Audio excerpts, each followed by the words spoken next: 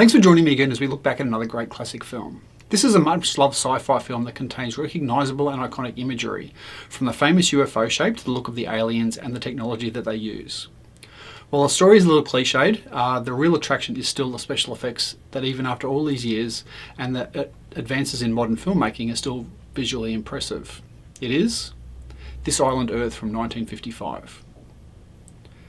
The screenplay was adapted from the 1952 novel of the same name by Raymond F. Jones, originally serialised in the science fiction magazine Thrilling Wonder Stories as three related novelettes: The Alien Machine from June of 1949, The Shroud of Secrecy from December of 1949, and The Greater Conflict from February of 1950.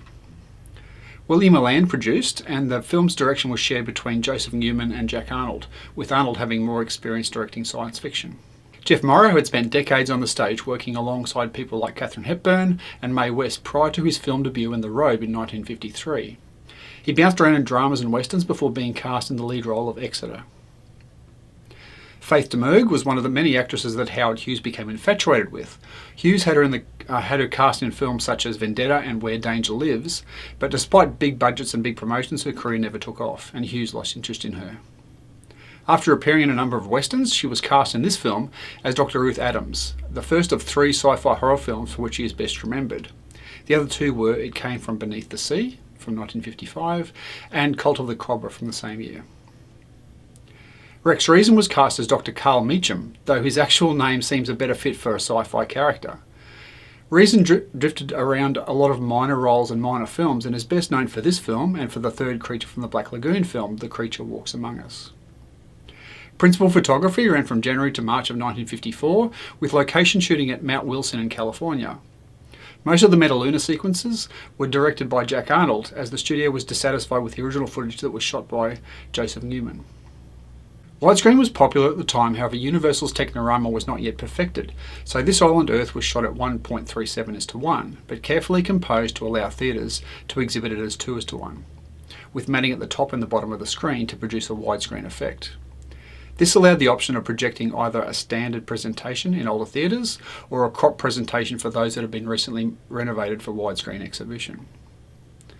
Most of the sound effects for the ship and the interocitor, the communication device, are recordings of radio teletype transmissions picked up on a shortwave radio and played back at varying speeds. The mutant costume originally had legs that matched the upper body, but due to difficulties making the legs look and work properly, and the studio's tight deadline, the mutant ended up wearing a pair of trousers. Posters of the movie show the mutant as it was supposed to appear.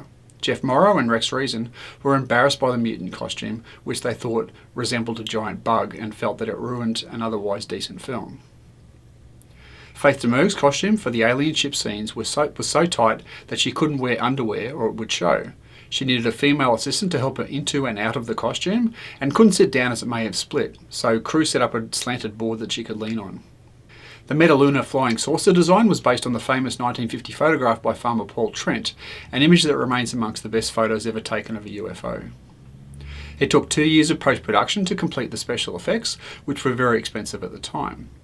Helped by a clever script and makeup artist Bud Westmore's $24,000 creation of a bug-eyed mutant monster, the film was a huge success and has become a cult favourite. Released in June of 1955, by the end of the year it had taken over $3 million at the US and Canadian box office, making it the year's 74th biggest earner. On its release, the film was praised by critics who cited the special effects, well-written script and eye-popping Technicolour as its major assets. Howard Thompson at the New York Times admired the technical effects, finding them so superlatively bizarre and beautiful that other serious shortcomings could be overlooked.